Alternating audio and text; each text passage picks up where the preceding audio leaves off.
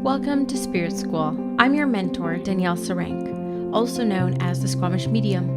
In this podcast, I share honestly all I have learned about the mediumship and spiritual development journey. My intention is to normalize these conversations, to make way for a more confident, clear, and connected wave of lightworkers, serving the world of spirit with an open and joyful soul. Welcome again to Spirit School.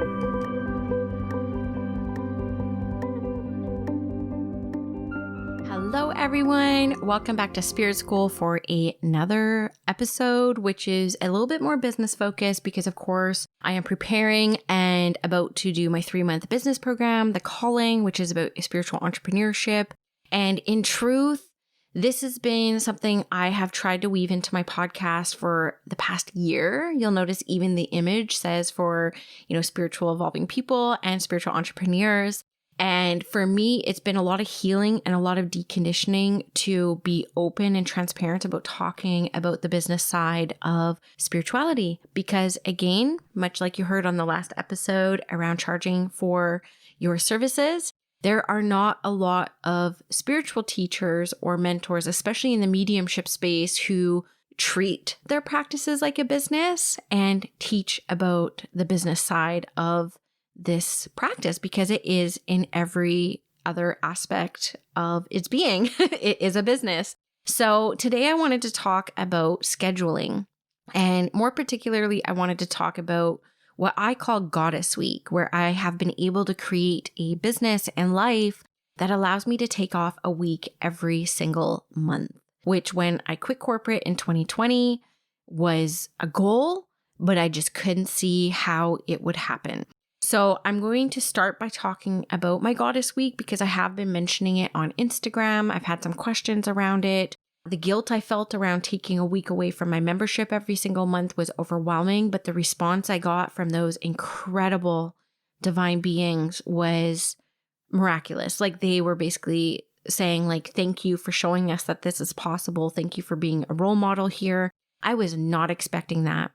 So I think sharing more about this type of stuff in Spirit School, the podcast, because I already talk about it in my courses, my programs, and my membership, makes sense. So here I am talking about Goddess Week, which really kind of will lead into the conversation around scheduling in your own spiritual practice. And again, I'm going to talk about some things that I struggle with and experience, and then also talk about some things for you to think about if you are currently doing this work part-time or full-time, or are wanting to and desiring to. And I do believe, based off of my career these past 2 years, because I would say about 80% of the people who hire me for business mentorship and for quality of life, which obviously includes all the pillars of life when it comes to relationship, family, housing, career. So let's get started. What is my Goddess Week? Goddess Week is the fact that I take off a week every single month. I've experimented with time off in the past because in the corporate world, I don't know if things are very much the same or different in Canada and the US, because that's where the majority of my listeners are. People over in Europe are just laughing because they get we get 6 weeks off the bat. And companies here really, in Canada, I should say, have to give you 2 weeks, right? And 2 weeks off out of 52 in a year, so you're working 50 weeks and then you get 2 weeks off, is the furthest thing from work-life balance I could even think of. And the fact that you spend the majority of your waking time at work, plus only getting 2 weeks off a year. And, by the time I left corporate, I had 4 weeks off because I'd worked there for almost 10 years. And the longer you stay and show your loyalty, the more perks that you get in the way of time off, not money, but time off. And I will say that I got really used to working those structures. I think we all have and we all do. But when I first heard a podcast from somebody, I'm not going to name them because I don't recommend them, but I did end up hiring them as a coach. And the reason why I hired them as a coach is because on their podcast, they talked about doing a flex week, which is taking 1 week off a month. And I hired this person quite a bit of money when I first started going full time because I'm show me the way. I would love to take a week off a month, but because I didn't have a whole lot of evidence that I could make a living doing this full time, I was way too scared to.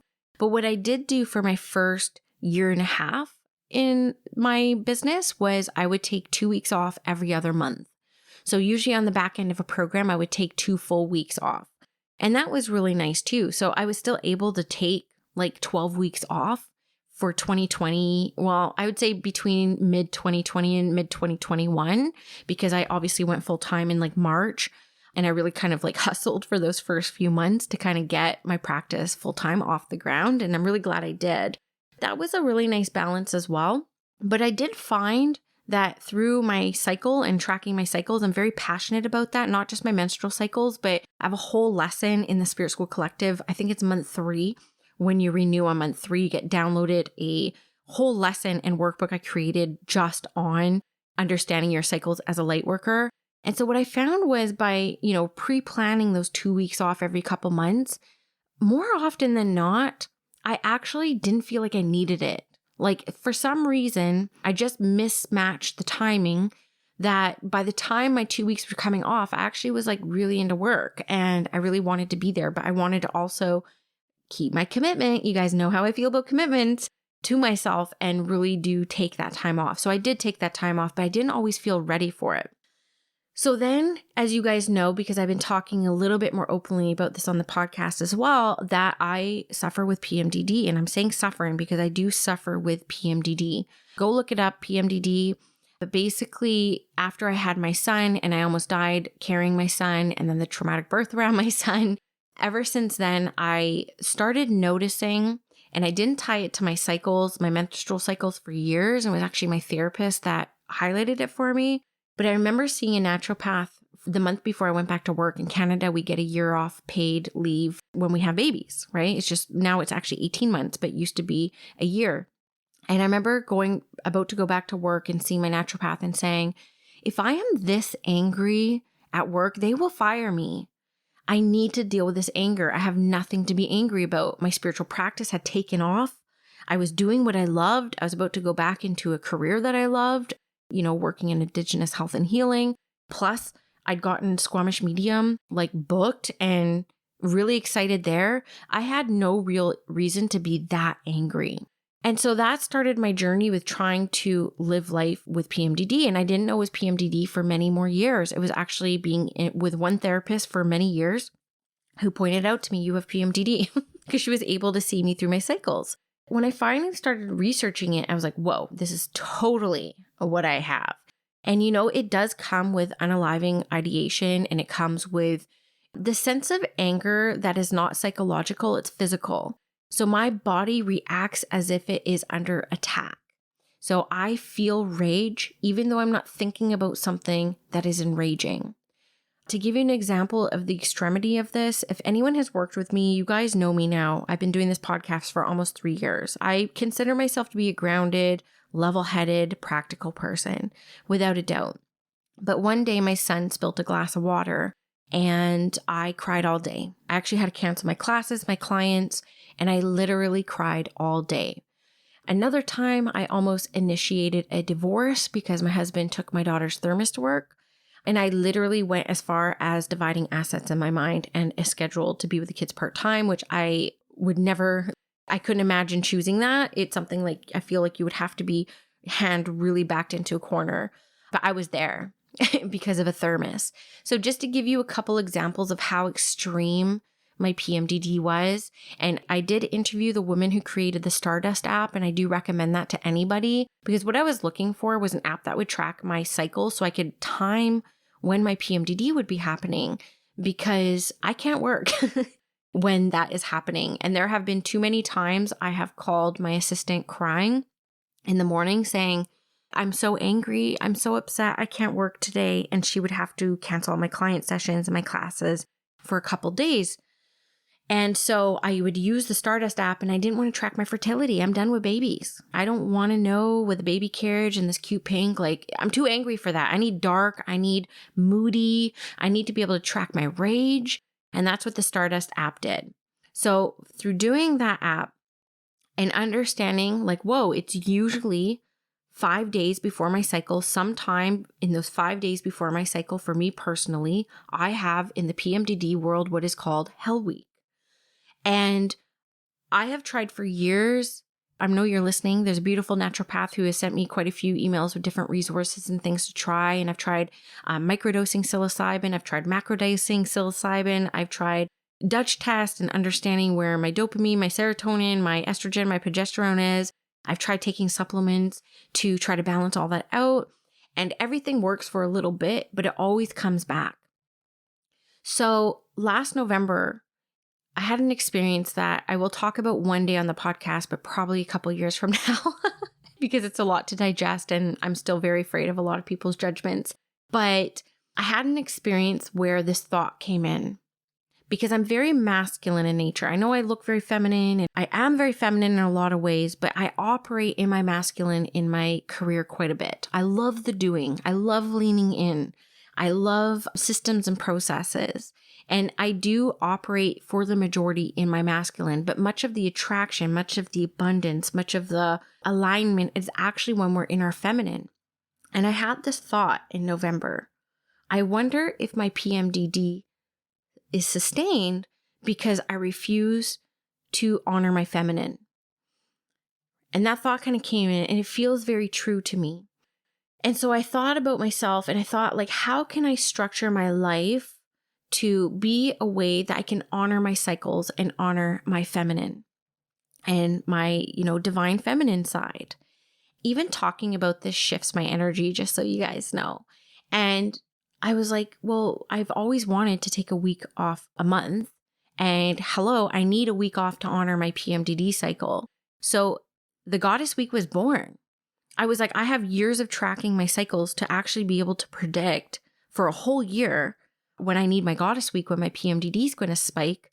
And so I decided to structure my entire business this year in 2022 to include a week off a month, which I am calling, instead of Hell Week, I'm calling it Goddess Week, where I am literally going to honor my feminine.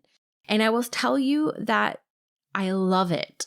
I love it that every month, because I love working and I can tend to be a bit of a workaholic and I do love to serve and I do love to overgive and I love all 200 of my clients I have right now. But having a week to myself to look forward to with no plans, no agenda, no task list is something that is so foreign to me because I have always been in the corporate world or the 9-to-5 world. And this is a whole new concept that I've only ever heard one person talk about before. And I never thought it was possible for me. But I gave it room to breathe. And then 2 years into entrepreneurship, I realized I could do whatever I want. I'm like, literally. And that's what I love about entrepreneurship is that it's creative. It's not prescriptive. So when you look at programs like The Calling, it's not a prescriptive program because I know how much flexibility and spaciousness we need to balance that serving and preserving, right? So I consider my Goddess Week to be my time of preservation. It's a time where I can be messy without having to consider other people. Because when we're doing the spiritual work, we're always considering other people constantly until we learn that preservation actually serves all. And so the first 2 months of my Goddess Week, the first month I had COVID. So I was literally forced in bed for an entire week. And I think I needed that because I was launching the initiation. I was launching my 2 masterminds, which you haven't heard about because only my membership knows about those. I pivoted in my membership. I got rid of Metamorphosis and I started doing embodied one-on-one where I only took 2 one-on-one clients for the year. Everything was changing in my business. And I also think that my immune system got to a point where it was shot where I couldn't really fight off the COVID either. And so I ended up in bed on my first Goddess Week and I was really stressed out because I was sick for 2 weeks. So I had to postpone a lot of things, my masterminds, my one-on-one clients, but I did make myself better for the launch of the initiation, but I was still recovering from COVID. And then the second month I did my Goddess Week, which was February, I didn't honor my own boundaries. And I did something I said I would not do, which was go on social media. And sure enough, I checked a DM from one of my favorite clients and I got triggered to high hell. I was so triggered that on top of what PMDD does for me and what I experienced in that DM, I spent the entire Goddess Week in a fight or flight space. And not psychologically, keep in mind, it's how my body reacted. I need to read that book, The Body Keeps Score. It keeps coming up for me. And my body was in a fight or flight the entire Goddess Week. So the first 2 months were far from replenishing.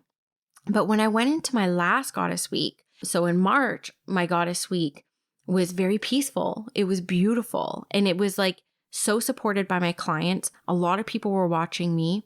And I knew I had to honor my boundaries, stay healthy so I can enjoy a whole week off myself. And I can't tell you what I did, but I know I rested.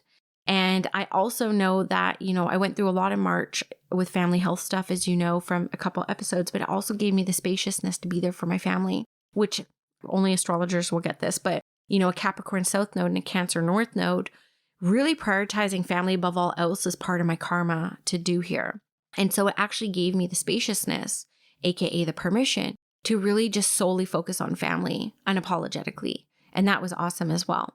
And then in April for our Goddess Week, I took my kids to the West Edmonton Mall, Disneyland of the North, a mall, but it's a really fun mall. And my kids are at a great age for it. So I actually took my family on a trip like that week without having to reschedule anything, without having to bump anything, without having to move anything.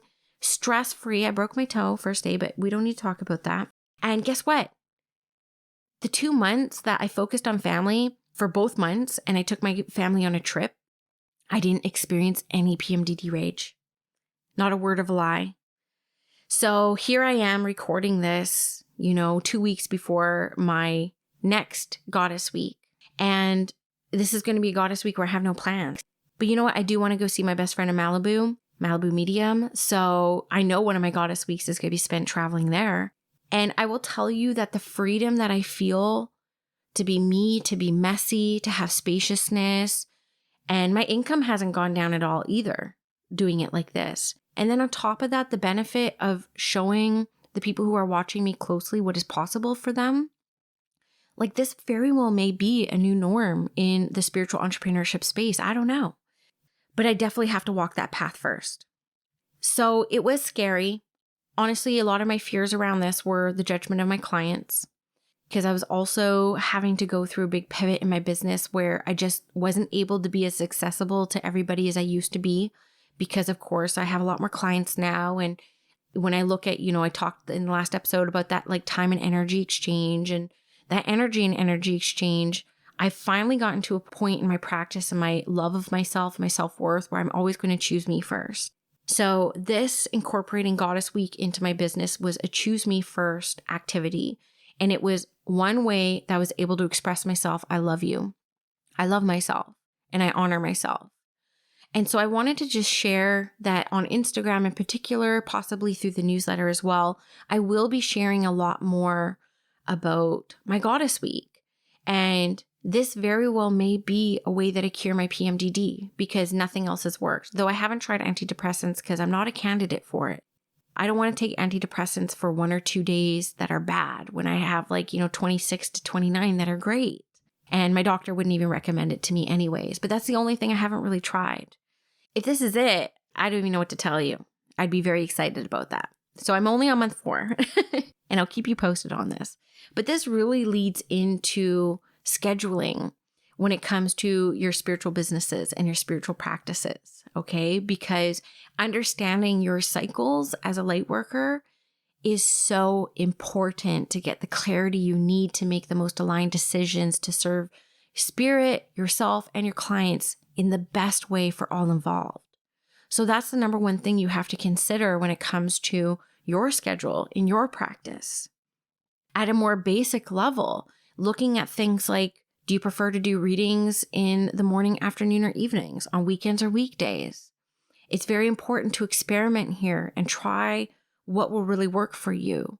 I know for me, the evolution of my practice is I love doing readings in the mornings because I don't like thinking about them all day, right? And so with my demonstrations, that was a huge thing. I've only done 2. I might start doing them again in person. I haven't done them online because I haven't attended demonstrations online that I feel make the same impact that they make in person. So just so you know, and I will be doing them in person again when COVID kind of figures itself out a little bit more. But I did them at 7:00 at night on a Saturday because I saw other people doing them at 7:00 at night on a Saturday. But guess what? I'm with my kids all day on Saturdays and they are young and they are needy. I was wiped.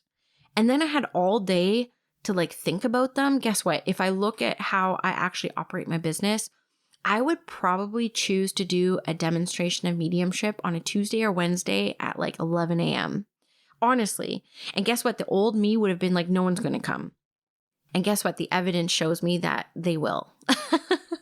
That was one of the hardest things. When I first, actually, I didn't even think about talking about this, but this completely links into scheduling.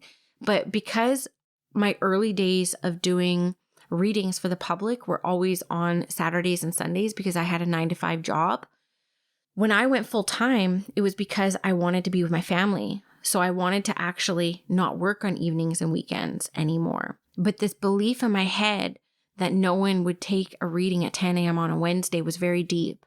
But guess what happened? I started scheduling my appointment times during school hours, and only one person in all my years of doing this now, 2 years, has ever complained about not having availability on weekends. Just one person. Even in my membership, I have tested this.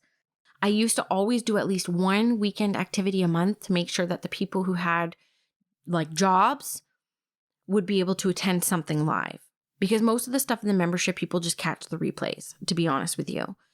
But time and time again, I tested this. I get lower attendance on weekends than I do on weekdays. My sweet spot is Fridays. Everyone can attend on Fridays. For some reason, people make space on Fridays to be able to come, whether they have 9-to-5 jobs or not. So I stopped trying to over accommodate other people and what I think other people will be able to squeeze in. Because guess what the truth is? People want to go out and do stuff on weekends. And I almost made it Saturdays, right? Running it from May to August on Saturdays. I almost did. And I mentioned it on Instagram. And then I thought, I'm like, who the hell wants to be inside during summer on a Saturday afternoon? So I made it Wednesdays because that's a good time for me. That's a time where I know, based off of years of data and research, that people can usually make those times pretty easy. It doesn't matter what time zone, because I'm an international teacher. And so I have people from all time zones around the world attend my stuff. So I do try to do things later in the afternoon because my podcast does really well in Australia and New Zealand. And I always have registrants from Australia and New Zealand. So I do things later in the afternoon, and that actually works for me better because I don't like working before noon. To be honest with you, I don't like doing client sessions or classes before noon anymore. I really like the spaciousness of the morning, to not have to hurry to get ready, to go to the gym if I want, which I never do. But I do take the dog to the river every morning. I play with her for an hour, and I like time to kind of like ease into my day. And so I actually now only do 2 time slots, 12 to 1 or 1:30 and 1 to 2:30 or 1:30 to 2:30. And that's it for my client facing things. But for a online business, showing up face-to-face is actually only a very small portion of what I need to do to execute an online school, a podcast, a membership community with 100 people, my programs, my one-on-one clients, a social media presence.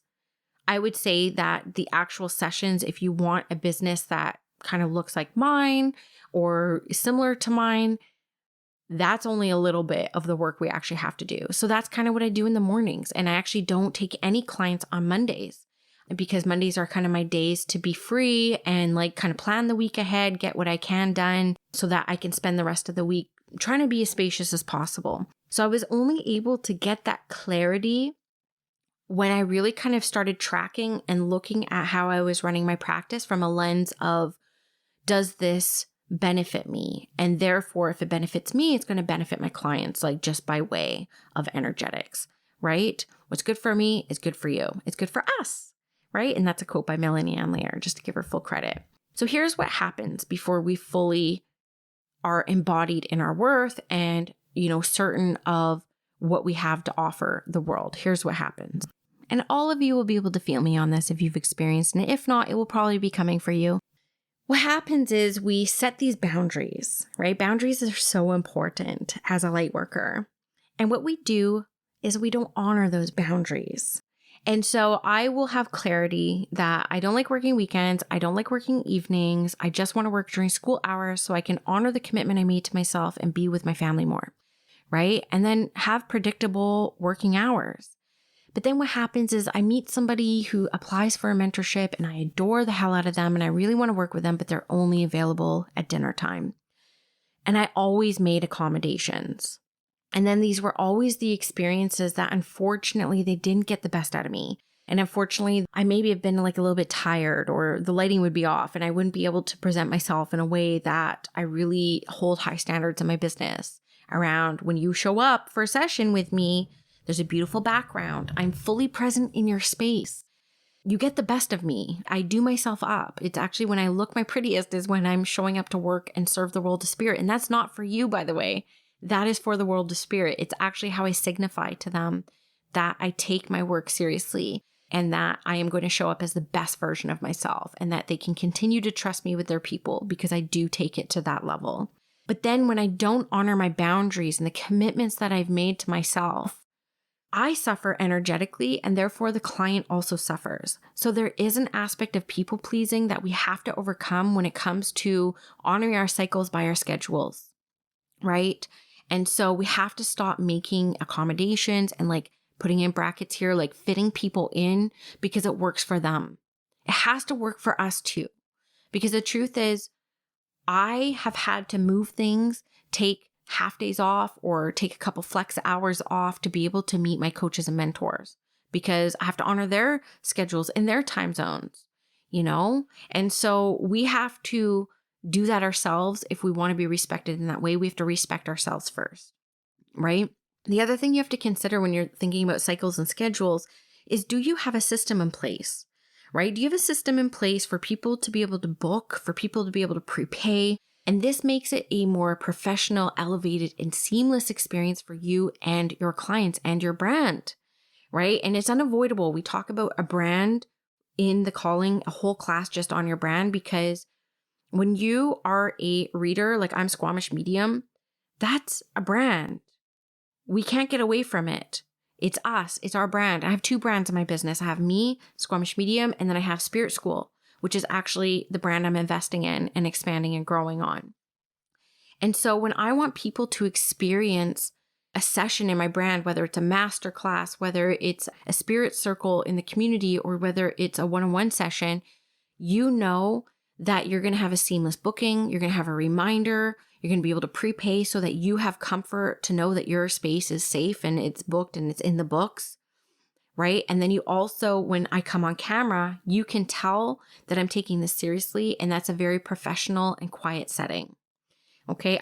I've attended classes, no judgment, because I still got a lot out of this class, but I was shocked that like the facilitator was actually like in their car teaching.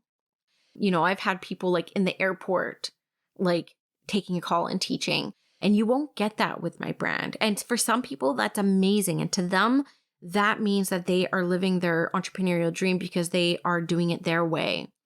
For me, I have very high expectations around if you invest in a Squamish Medium or Spirit School program that you're beginning to end, I hope and pray that that is going to be a seamless and professional and elevated experience. And I'm getting better at it. It's not perfect.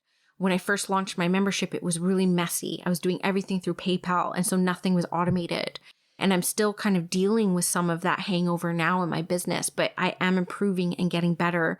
And Spirit School is going to have an online store soon so that people who come into my 1-year mentorship or a year of Spirit School are going to get like student packs and stuff like that. And I'm constantly looking at how to make the Spirit School and Squamish Medium experience a more elevated and expansive experience. I'm committed to that so much. But it all started with a booking system. It all started with what I called in my business early on a personal assistant, which was Acuity. And I run through in the calling on how to use that and talk about some of the comparable products that are out there around that, because there's so many options now that I'm aware of. But that was the first time I was able to really kind of honor my schedule. And so if people just have a link and they're like, oh, this is her availability, it really eliminated some of those conversations I would have in my DMs, like, oh, I'm working at that time. Can you make any other time fit? I don't have to deal with that anymore. Because the truth is, until I really found my self-love and my self-worth, no seemed offensive. When we really look at it, no is simply an act of self-love. And I didn't have the courage to say no to a lot of people. So having this kind of like system in place to honor my schedule is very imperative in your business. So do you have one? Right? I know one of my really good friends, I adore her. We haven't talked in actually like a year and a half, but I'm still going to consider her to be one of my really good friends. But up until, she still may well be doing this, but she would just have a journal, and keep her appointments that way and who's paid, who hasn't, et cetera, which really works for her. But one day her car got broken into and that book got stolen. And she books out like 6 months in advance. I just can't even wrap my head around that. I don't even know what I would do. I would have to start over. I would have to just lean into trust and say, okay, you paid. Okay, I'll give you the refund. I just couldn't even imagine. My Virgo heart just goes pitter patter with that. My Virgo heart goes pitter patter. Can't handle that. Right. And then we also want to look at, are you aware at this level, whether you're doing it part-time or full-time, how many readings you can actually do in a week and make a living? Are you aware of that? Like in the calling, I have a tool that works all that out for you. So you can kind of get a reality check. When I went through this exercise, even though I had like 2 streams of income and I felt like I was charging my worth at the time, I realized really quickly, wow, either I need to do more readings or I need to increase my prices. What does my schedule accommodate? Right? Because I'm still healing a lot of my money wounds, my wounds around charging my worth. Immediately I would go to doing more readings. But then when that wasn't possible, I had to go through the healing process to actually increase my prices. That was really scary, but necessary to be able to fulfill my dreams and like do this work. And that's what this is about. It is serving the world of spirit, and that should be at the core of everything that we do. But we are still having this human experience. And I know all of you want to do something that you are passionate about. But it's not as easy as just going into doing this readings full-time or part-time. There's a lot of healing that comes with it as well. And this is just one of those things. So looking at how many readings you can actually do and what those prices are, and will that pay for your development? Will that pay for your rent or your mortgage or your food bill or whatever your living expenses are? And so we have to actually, and I will be touching a lot on this in the calling too, is like around privilege. Right? Like I entered my business in a very privileged space. I did not grow up with privilege, societal privilege in a lot of ways, being like lower income, a lot of different things I don't need to talk about it all. But by the time I left, I owned a house. I didn't have to worry about applying for a mortgage. I had access to a lot of credit. So like if shit hit the fan, I would have a safety net, though it would put me in debt. I still had that safety net. And I really want to acknowledge the privilege that I had when I made the leap, because I don't think leaping is a cookie cutter and it's a one size fits all. And so when we look at programs like the calling not being prescriptive, it's because of that reason. If I have 50 people coming into this program, I have to understand that everybody's coming in from a different level of privilege or disadvantage. And so I really try to create my programs and services to embody and be for everybody. So when we do exercises like this, it's because I can't say you need to charge this to make this and then you'll be able to survive. Because guess what? Squamish is one of the most expensive places in the world to live. My mortgage is $1 million for a duplex. $1 million for some people in the States can get them 20 acres of land in certain areas. So that formula will look different for everybody, right? And so I want you to just be really aware of that as I'm talking about these type of things. So in summary, when we talk about my Goddess Week, which hopefully inspires you a little bit, and how important, cycles and scheduling is in your practice, and it's a really under talked about and underrated piece of the entrepreneurial space, is you need to find when you love to work and when you feel most connected and stick with it. And that's cycle tracking, and that's experimenting with your schedule. No is an act of self-love. Saying no to people because it doesn't fit and fitting in with them is one of the lessons we will all have to encounter at some point. Some of us, it will be a struggle, and for some of us, not so much. And we will all have a lot of deconditioning to do from the ways of our ancestors. The Industrial Revolution in North America really brought in this concept of like time and money exchange, like work, 9 to 5, Sundays off, et cetera, et cetera. And when we're in the entrepreneurial space, we get to do whatever the fuck we want. And I'm sorry to swear, but I had to use it here. I didn't think that when I first started. I was still working in the constraints of school hours, when that's actually not true. I could choose to work a Saturday and my husband won't divorce me. I could choose to work evenings and I would be fine. We get to choose what we want to do in this path. And that's what I want to teach in the calling, is showing you and giving you the permission slips you need to create a spiritual practice that serves your human and serves your spiritual evolution, not just serving the public and serving spirit, because it's a three-way thing. Of course, we need to serve spirit. Of course, we want to serve the public. But where do we fit in with all of this? And that's kind of what this episode is about. And I hope that through this episode, you will have received something inspirational, something that's helpful for you. And I thank you for listening in. Thank you for hearing my story. Thank you for your feedback, your ratings, your reviews, all that fun stuff. And I hope to see you in Spirit School. If you want any information on the calling, registration is open until I think like May 15th. Hit the link below, and I hope to see you in Spirit School. Did you know that Spirit School is not just a podcast? It's an actual school. If you go to myspiritschool.com, you can invest in self-study courses, live programs, and of course the Spirit School Collective, my baby, my monthly membership community. All Spirit School offerings are intended to get you feeling clear, confident, and connected to your spiritual path, your development journey, and of course, connected to other spiritual curious souls who are having similar experiences to you. I hope to see you in Spirit School.